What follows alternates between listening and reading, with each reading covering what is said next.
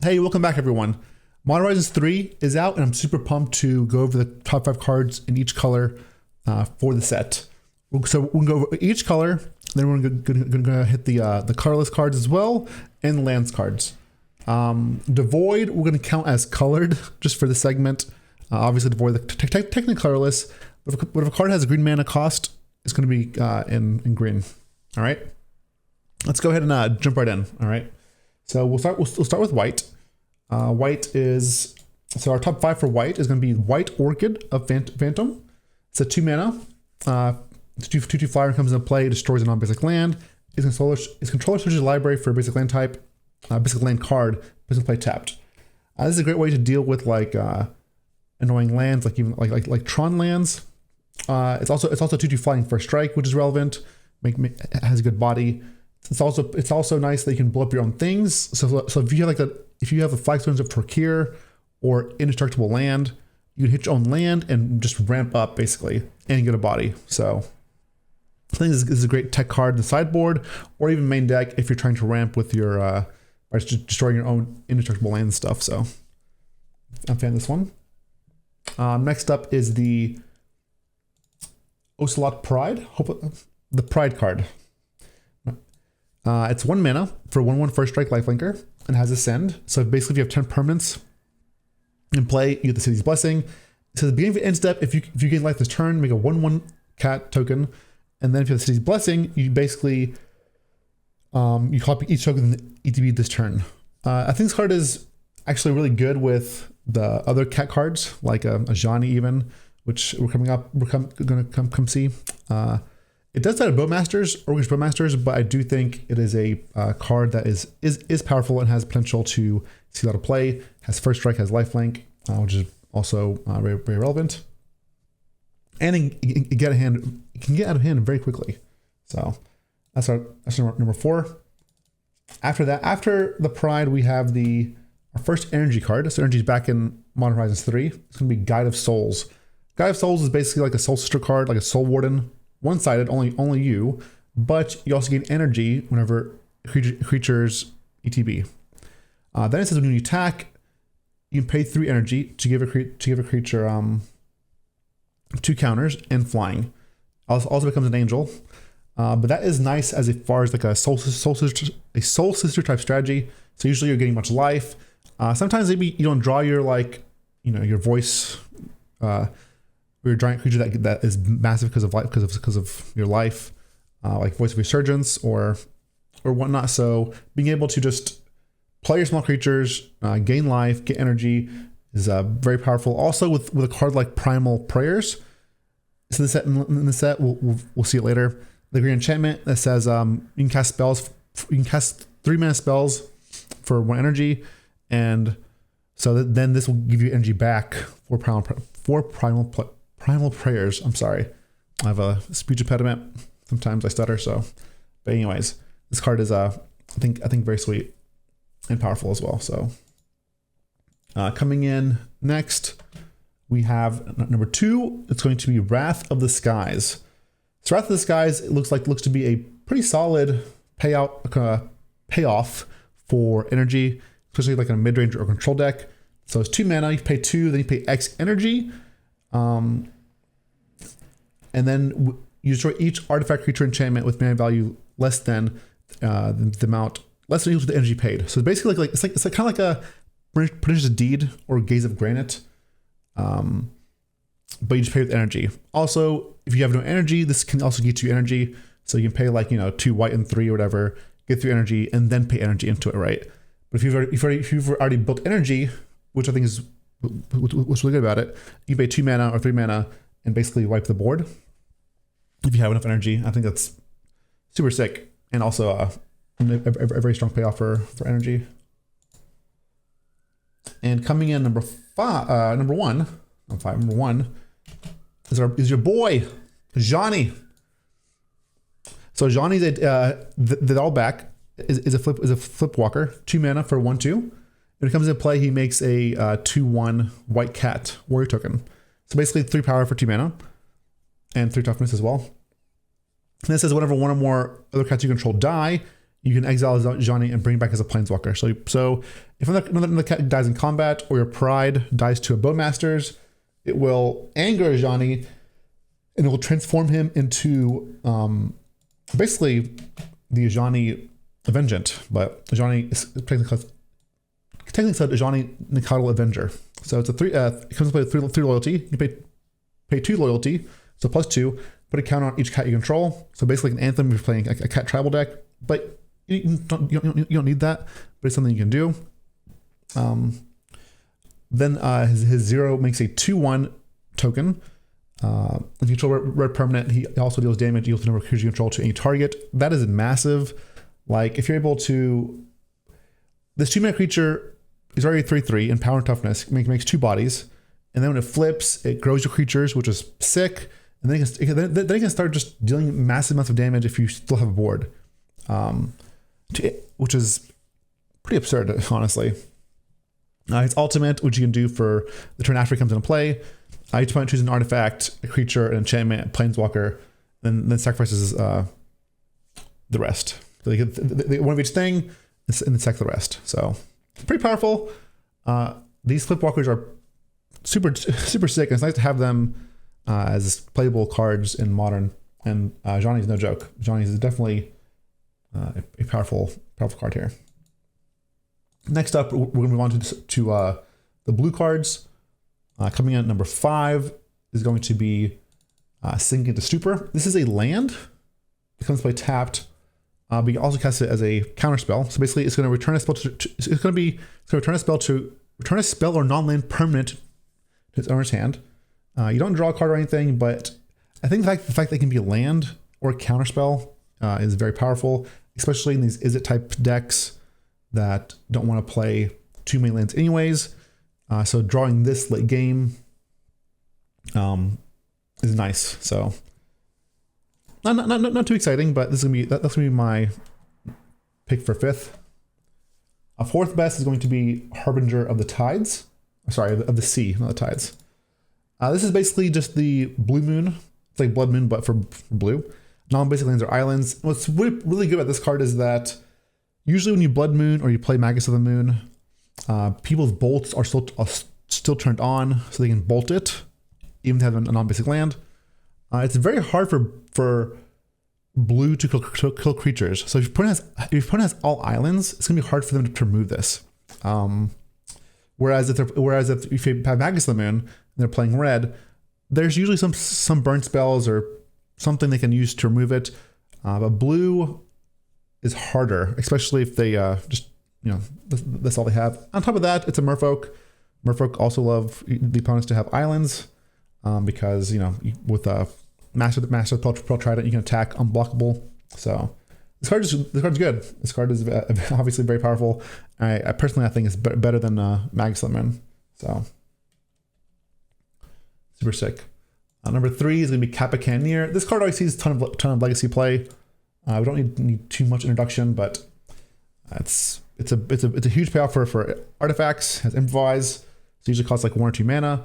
Has Ward 4, which Ward 4 is essentially like hexproof. It's very hard to kill in Modern with Ward 4, and then it gets bigger for every artifact that comes to play after it, and it gets unblockable if you play an artifact this turn or want to play this turn. So this card is a beating and a huge finisher for the artifact decks. It's no longer Thought Monitor attack you for whatever. They can just play this guy and just hit you for 1 million. So the fact that it's unblockable and it's hard to remove is massive. Coming in at number 2 is my favorite card in the set. It's going to be Tamiyo, Inquisitive Student. So for 1 mana, you get a 0/3 flyer, and whenever Tamiyo attacks, you investigate, so you get a clue token. And then when you draw your 3rd card for the turn, it can be on your turn, your opponent's turn, you'll trigger her, and you have to exile her and transform her. But before we get to the transform part, her front side is just solid. It's a 0/3, which is relevant because this blocks Ragavan. It's early, it's great on defense early, and then you can just investigate a couple times and then draw cards. But also obviously, if you have like card draw like Preordain or even older formats like Legacy, you have Brainstorm, it'll just transform very, very quickly. And her backside is kind of like a Snapcaster Mage almost. So her +2 makes it where every opponent you text with a creature next turn, text you or Planeswalker, they get -1/-0. It's kind of like a mini Jace Architect of Thought ability. Then her -3 returns an instant or sorcery card from your graveyard to your hand. If it's a green card, you get to add 1 mana of any color. So kind of like you get to regrow. Instant sorcery. So like I said, like kind of like Jace, not Jace, kind of like Snapcaster, but you get to keep it. So like you can bring back counter spells. You can bring back like time warps. You can bring back Thoughtseize. Whatever it is you want to bring back, and you don't cast that turn, which is super sick. And she also has an ultimate. I think those two, the first two abilities are great, but there's more. If you plus enough, or you're not doing anything, you can ultimately draw half your deck, and then you get an emblem with you have no max man side. So I think that's just kind of gravy and crazy. But the first two, the second ability is the best, but yeah, this card is sweet. So front side sweet, back side sweet. It's really good. I'm glad we have a cool Tameo that is going to be played in Modern and Legacy. So super stoked for that card. And then number 1, I'm not sure if you're also surprised, but free spells are good. Turns out free spells are good. Surprise. Flare of Denial. Flare of Denial is a 3-mana cancel, but you can sacrifice a non-token blue creature to cast it for free. This is going to work really well with things like Dredge, I think. Being able to dredge like Narcomoebas and Prized Amalgams, and then sacrifice your Narcomoeba or your Prized Amalgam to counter a spell is huge. Is pretty huge for Dredge, especially with the addition of like Buried Alive. You can just like dredge something that the same turn. When you turn this card, even on Dredge against like just Merfolk or other mid-range blue decks, sacrificing something small or something that already did something that already drew you a card or did something to counter spell is massive and obviously very, very powerful. I can see him playing like all sorts of shells, especially like even like combo decks like Nadu stuff. So card super sweet and very powerful. Expect this card to see play in a lot of formats, especially obviously Modern. All right, moving on. We're going to hit some of the black cards. Speaking of Flavored Denial, we're going to move right into Buried Alive. Buried Alive is a card that says search life for 3 creatures, put them into your graveyard, then shuffle. What's cool about this card is you can get like 3 Phoenixes, or Arclight Phoenix, to attack with them right away. Not right away, but depends if you cast more spells. But what I think is really powerful is just casting Buried Alive and getting like Narcomoeba, Prized Amalgam, right? That way you get a Narcomoeba to play, you get one to play, and then you get 2 Prized Amalgams at your end step. So you basically put out 7 power in play on turn 3. They're all blue again, which works really well with Flavored Denial. If you have even more graveyard synergy like Bloodghast or whatever, they'll come back as well. This card is just very good in a dredge like shell, which or even Phoenix. So, but also works well with Flare of Denial. So, moving on from there is going to be Toxic Deluge number 4. This card is the one that's already legal Legacy and sees play here and there. Basically, for 3 mana, you can pay X life, and all creatures get -X/-X to end of turn. So basically, a 3 mana Wrath. And what's great about this one is doesn't destroy. So things that are indestructible or kind of void or have hexproof or whatever, this doesn't care. It's going to kill them as long as you have the life to pay for it. Coming at number 3 is another flip walkers. It's going to be Sorin of House Markov. So 2 mana for a 1/4 lifelinker. It has Extort. So you can pay one black or white to drain the opponent for 1. And Sorin says at the beginning of your post-combat main phase, if you gain 3 or more life, you get to transform him, right? And his backside is just really powerful. all these walkers are powerful, but So it becomes Soren, Ravenous Neonate. So 3 loyalty and extort again. So you can drain your opponent for one black or 1 white. It's +2 makes a food, which is whatever. But this is -1 that's super powerful. Similar to Ajani's burn spell. Soren just deals damage equal amount of life you gain to any target. So you don't need like a bunch of creatures in play. You just get -1. It's just -1 too. It's not like -3. It's just -1. You get to deal X damage to anywhere. You can kill opposing planeswalkers. You can kill creatures. You can just kill the opponent. And that is a very powerful ability, especially for these life gain decks. Usually life gain isn't that scary, but Soren is going to change that. So if your opponent's getting a bunch of life, usually you're like okay, that's fine, not a big deal. But Soren is a game changer. It's going to change all that and kill very quickly. Obviously, if you have a combo of infinite life, Soren can now deal technically infinite damage or whatever. So yeah, Soren is super sick and very powerful. Coming at number 2 for me is going to be Chthonian Nightmare. This is basically a nod to Recurring Nightmare, but for 2 mana, and it gives you energy, but you can't get big things unless you have a ton of energy. When it comes into play, you get 3 energy, then you pay X energy, you sacrifice a creature, you turn the Nightmare to your hand, and then you animate something with X energy from your graveyard. This is really great for cheap black creatures. Even if you want to do something like Grist, transform right away, you can. Nightmare is going to be one of the better enchantments in the set. It's just very powerful, very very very versatile, and it recurs. Like being able to get it back to your hand and play it again and then go again is definitely powerful as well. Coming at number 1, it's not too flashy, but it's another Goyf. It's the 1/1 Tremor, but only for your graveyard. But when in Modern, with things like, with Mishra's Bauble and Straight Wraith and Fetch Lands, it's not that hard to get another Goyf to be a 3-power creature on turn 2, right? I think 1 mana for a 3/4 is a very good rate. So think of what things cards like Wand and Coddle, 1 mana for a 3/3, lose 1 mana for a 3/4, and now obviously you can make it 4/5. You can start playing it with Stubborn Denial or with Dust Shadow type deck. So very very powerful card. Not flashy, but it do what it do. It doesn't need to be flashy. It just kills your opponent. On top of that, it also has Escape, so you can exile cards from your graveyard with 4 or more types among them, and you get to bring them back from the graveyard into play, which is super sick. So it has like resilience as well if your opponent wipes the board. All right. Next up is going to be the red cards.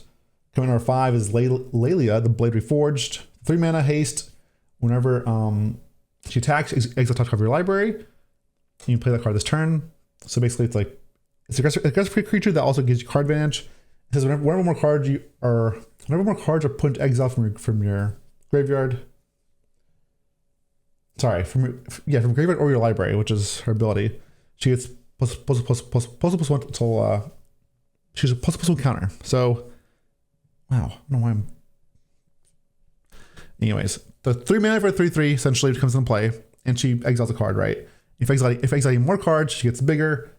She gives you card advantage. I'm pretty sure with like Cascade, because you exile cards, that when you Cascade, until when you can cast, she just gets massive. So Lelia is a great threat, great card advantage. It gets bigger and bigger.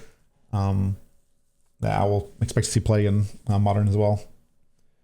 Next up is first Void cards. So technically this is colorless, but it's also red mana, so we're gonna add it. I think Gruul Eldrazi is going to be a deck in Modern, and Linebreaker is one big reason why. 3 mana for a 3/3 Devoid. Trample. This is the beginning of combat on your turn. The target you control gains haste and gets +X/+0 till end of turn. Works as a Eldrazi you control. So it comes into play. It can give itself haste as well and attack itself. And if you have other Eldrazi's, it's going to be massive with Trample. And you can also give other Eldrazi, like next turn if you play like Thanaseer, give that haste as well. So just a very solid card. I think that takes us a lot of like it's called the 3-mana Gruul card with 3/3 haste. This card is just better. And again, it's very strong. I expect Gruul Eldrazi to be a thing. So coming number 3 is going to be, oh, what's the backside? It's going to be Rawl, Monsoon Mage. Go back to the other one in a second. 2 mana for 1/3, and instant story spells you cast cost 1 to cast. So Electromancer, but 1 color only, and just has more text. So then he says when you cast instant sorcery spell during your turn, you flip a coin. If you lose the flip, does 1 damage to you. If you win it, you get to transform Rawl. And oops. And when he transforms, he becomes Rawl Leon Prodigy. And he originally comes with 2 counters, but he gets more counters, which instant story spell he casts this turn. And his +1 gives you the static he had on his backside, so each spell costs less. His mouse 2 deals 2 damage, divided how you want to choose. And then you draw a card. Then you draw a card if you have like I believe a red permanent, right? So he's a storm card like Pyromancer. On the backside, he can still be a storm card, or he can be a finisher as well, because if you flip him, if he has a bunch of spells, he becomes he gets a lot of loyalty, right? So, and his -8 becomes exile top 8 cards of your library, and you may cast the source spells from among them without paying the mana cost. So basically, you get to storm off and essentially win the game. So if you're able to like stack a bunch of instant sorceries and then try to flip him at the right time, because you have to flip a coin each time, you can come into play with a bunch of loyalty, which I think is super cool not to his character, because he's like volatile, and he's it. So sometimes he can be like an accident, like you hurt yourself 1 damage or whatever, right? But anyways, it's cool. I like it a lot, and you'll see a lot of play in storm decks. Coming number 2 is going to be another energy card. You can see energy is going to be a theme in Modern Horizons 3, and there's some very powerful ones, and Galvanic Discharge is a strong one. So for 1 mana, you choose a creature or a planeswalker, you get 3 energy, then you can pay X energy to deal that much damage to that planeswalker creature. What's cool too is like, if you give Galvanic Discharge a creature, you choose it, you get 3 energy. Your opponent like decides to be like, you know what, I'm going to cast Blossoming Defense or make it indestructible or whatever. You're like, okay, well, I'm not gonna pay any energy, because once you pay energy, it's too late to give that creature indestructible or anything. So they have to be beforehand. And if they do, you're out of card, but you still maintain the energy, and you can use that later for something else, like Amped Raptor. Speaking of energy, here's more energy cards. So Raptor is a 2/1 first striker. It says when ETBs, if it came from your hand, you get when ETBs, you get 2 energy no matter what. If you cast it from your hand, you get exile cards from your library to exile a non-land card. You may cast that card by paying its cost in energy. Instead of paying its cost, you can cast it. So again, super sweet.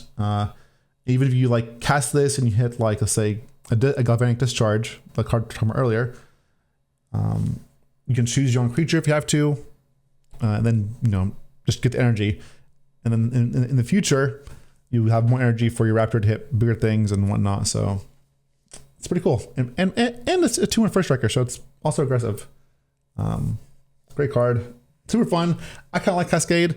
I like Cascade when it's like more random. Obviously, Modern has a lot of decks that when you Cascade, you know what you're gonna hit, like Living End or whatever, right? But it's cooler when it's like more random and hitting powerful cards. And I don't know, this one kind of reminds me of that. Obviously, you can control about what you Cascade into. But yeah, it's cool. All right, move on next to green. Also my favorite color. Turn number 5 is going to be Wire with Symbiote. This card is not an elf, but helps elf deck a lot. It's very powerful. It looks inconspicuous. It's not. It's a powerful card. He's played in Legacy and elf decks. Symbiote allows you to bounce an elf to your hand, and then bounce an elf to your hand to untap a creature. You can only do it once per turn. But what's super cool about this card is like it can give you mana by untapping like Priest of Titania or something that adds a lot of mana.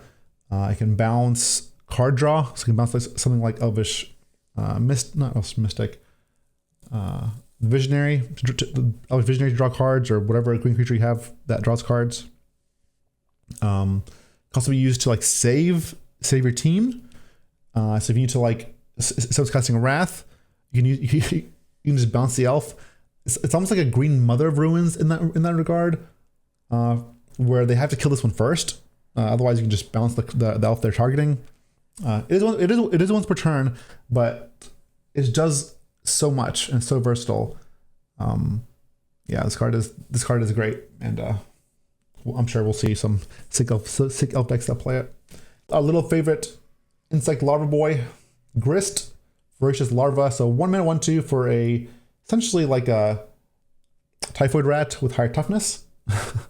Not that great in the front side, honestly, compared to the other flip cards, but it's fine. He transforms whenever he or it comes from the graveyard into play. You can pay 1 green mana, or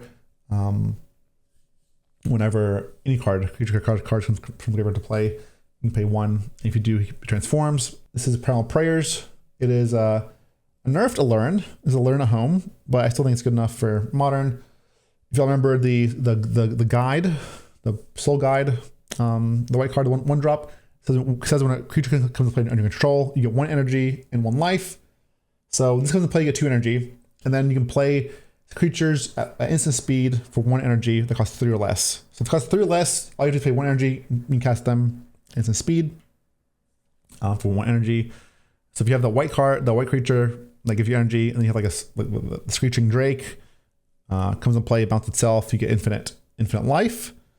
That way, this is definitely a combo card. Obviously, you use it for value, but any deck playing Primal Prayers is going to have some sort of combo to kill you with it. So expect that for sure. Yeah, super sweet card, and I like that. I like it. I like creature combos, quarter calling type stuff. So yeah, super sweet card. Coming number 1, if you like free spells, you like lands, well, this does both. So the green flare, you sacrifice a green non-tone creature, and you get to cast Cultivate. This is going to take maybe a minute to find a home. There's nothing crazy like Veteran Explorer. Like Veteran Explorer in Legacy lets you go nuts with this card. You should get all the basic lands, right? But in Modern, we have things like a Boreal Grazer, Young Wolf that you can sacrifice to it. So it's not as like direct as Veteran Explorer, but it's powerful, right? I imagine even like Aimlet can play a couple basic lands if you want to, like if you more to enable to have this and ramp off. I'm not sure if it wants it, but I think this will take a while to find a good home. But once it does, it's gonna be great, right? The only deck that I think of right at the bat that could benefit from this right away is just like Scapeshift, right? Scapeshift, playing Grazer, casting this, getting closer to your Valakut as well. So, but give it a little time. Let's find a home, and it'll be strong. All right. Next up, we're moving on to the multicolored cards. Pride Month and multicolored cards. So we have number 5. We have Flage, Titan of Fire's Fury. This is the Boros card. So we have Uro, and we have the Rakdos one. Now we have the Boros one. So for 3 mana, you get to cast Lightning Helix as sorcery speed. You're like, okay, that kind of sucks. Sorcery speed. Well, yeah, it does.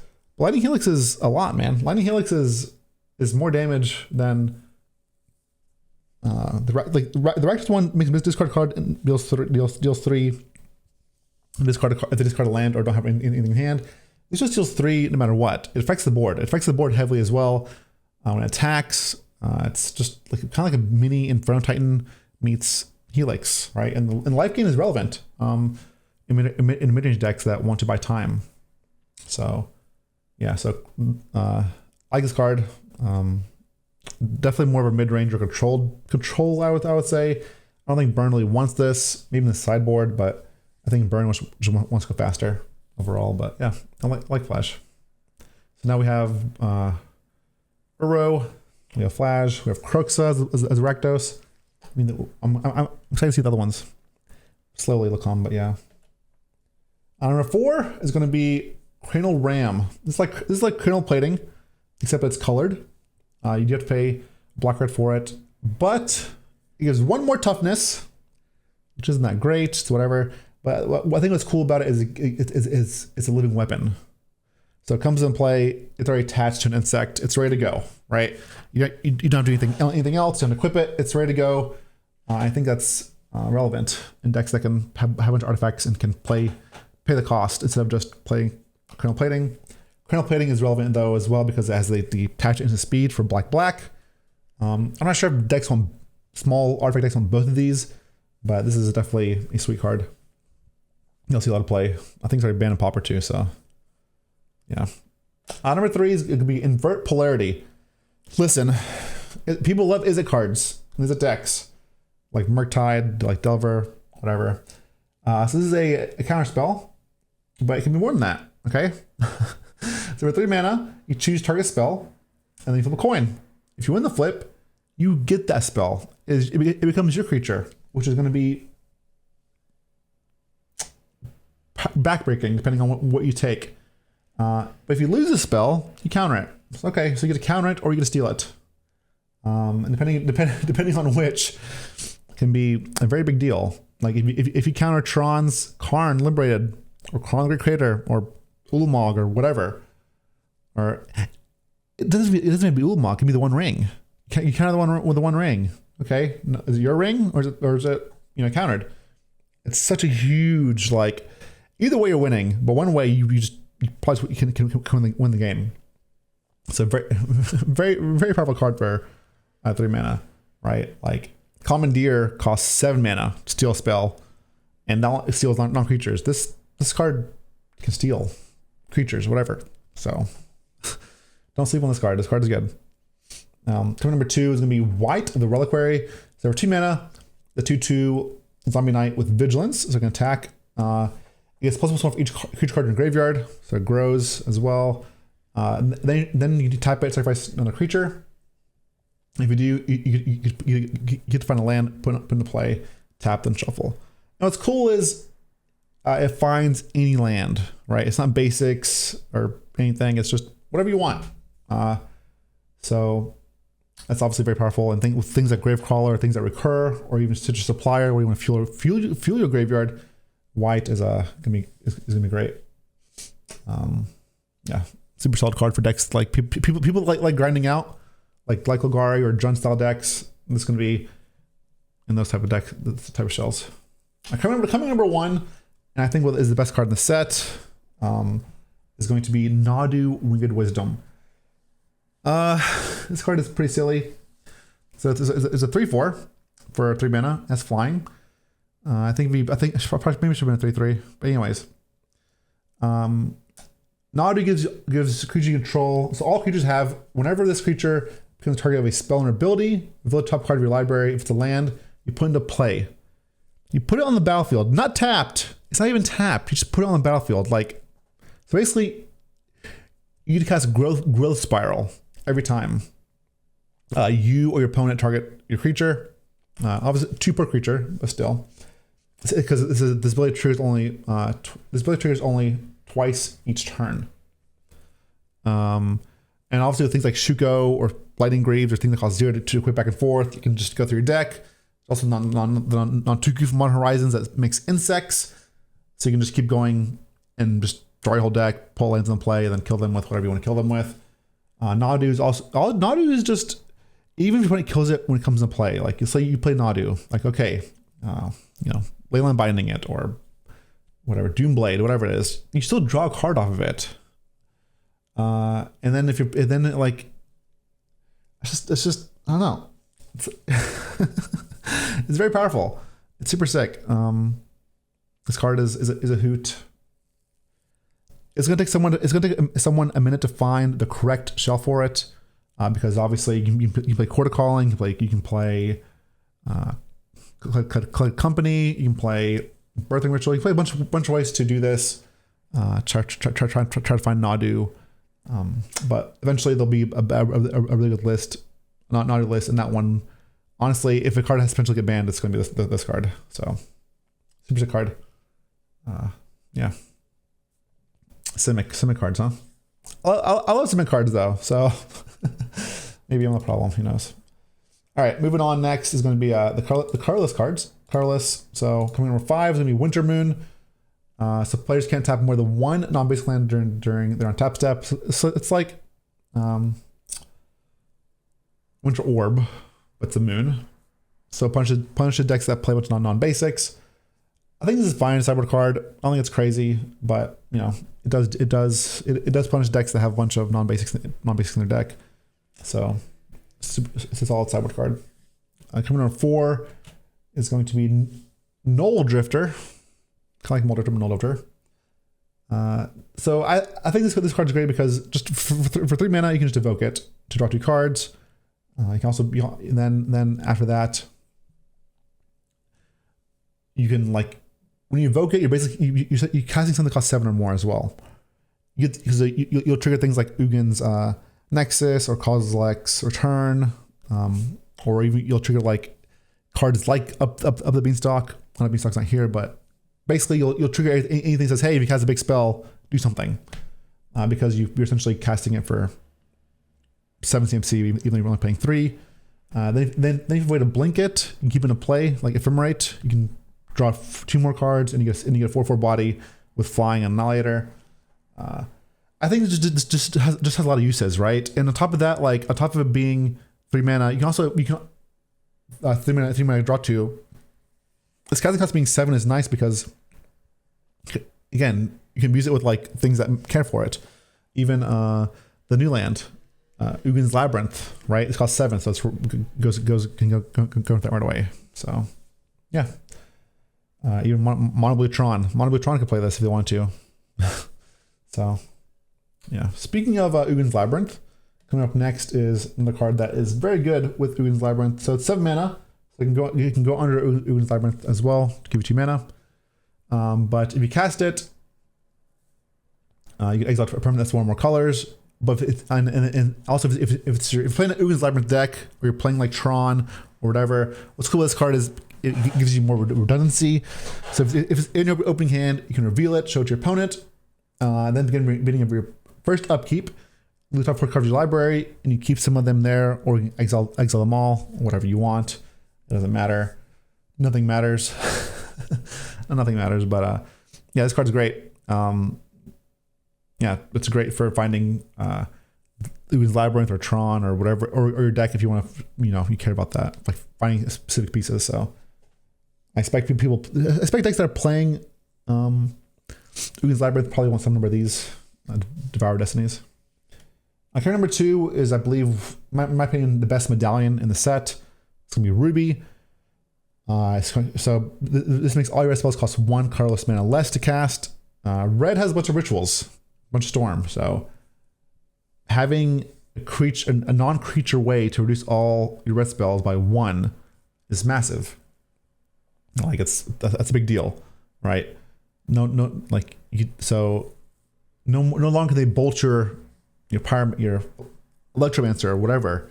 You just or even your raw Monsoon Mage. It's an artifact, which is massive. So I think this is super sick in combo decks. Coming number 1, I don't have any lists yet, but I'm sure maybe Aspiring Spike. Find lists for this. It's gonna be Emrakul, the World Anew.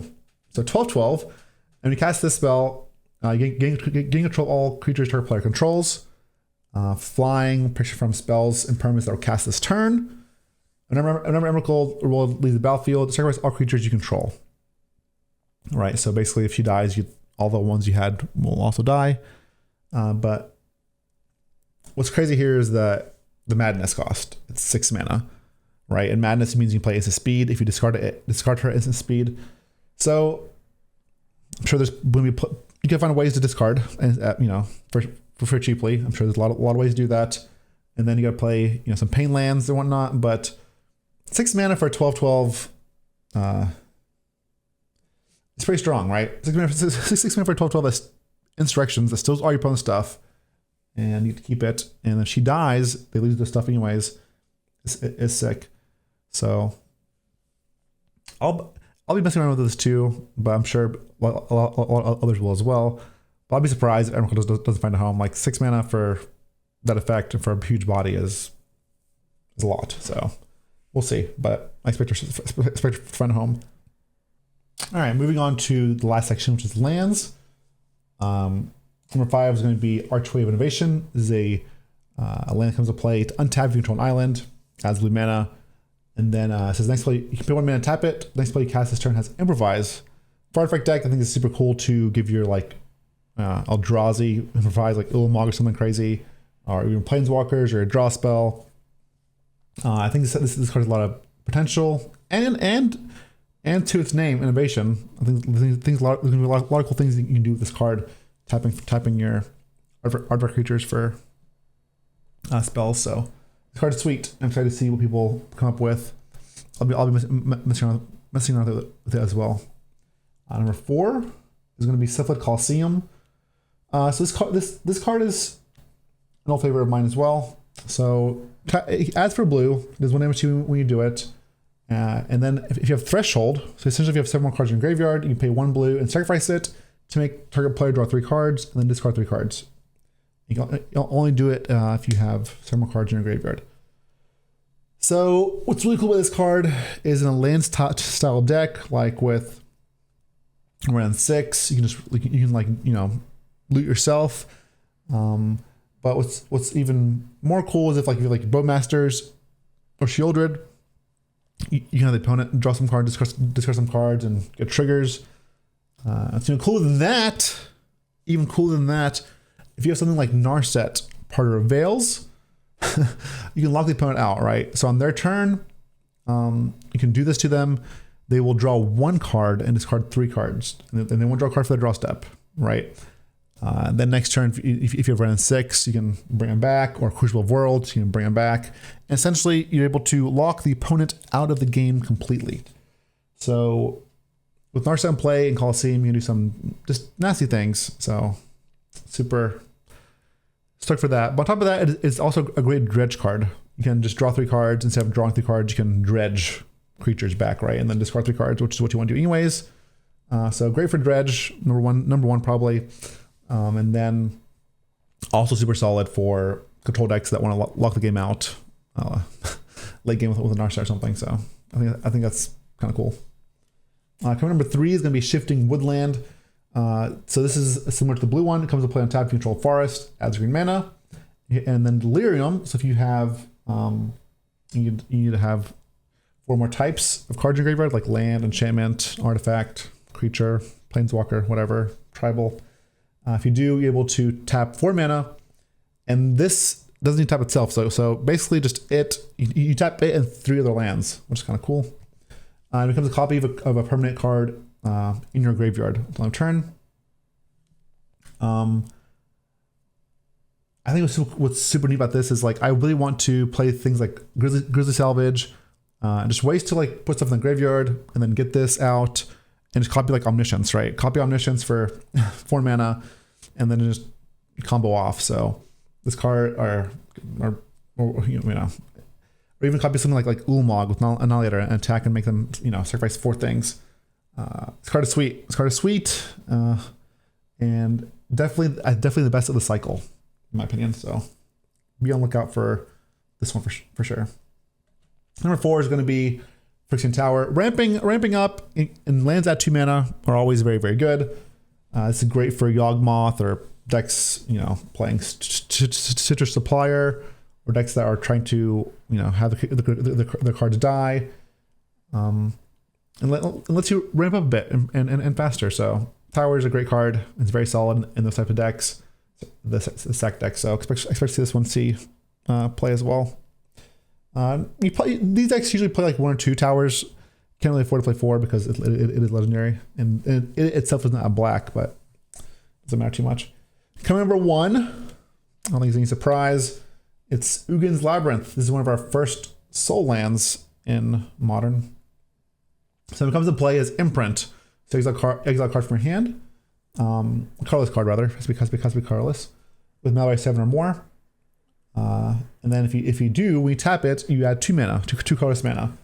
And then what's cool about it as well is you can tap it to return the card to your hand, and cast it late in the game. In early game, you can use it to ramp and protect it from like things like Thoughtseize. So the cards I mentioned earlier, like Null Drifter or the Devourer of Destiny, that costs 7 and digs for you. This card is powerful. Eldrazi can play it too, like Eldrazi Temple, right? You can have like 4 temples if you have enough ways to enable this. Just a super powerful land. Lands at 2 mana, free spells. I don't think comes as a surprise that they're gonna be very strong. So yeah, I appreciate y'all. Thanks so much for watching. And if you shop at CoolStuffInc.com or you can buy these cards, please use code Ollie5. You save 5% off your entire order, and you get a super sweet Ollie treasure token. Thanks so much. Come watch live sometime. I stream on Twitch at Ollie Eldrazi, and also have my own YouTube over at youtube.com/Ollie Eldrazi. All right, peace out, YouTube. And let me know your thoughts down below. What you think I missed, or you think things are different order, or what cards you like. Let me know. All right, peace out.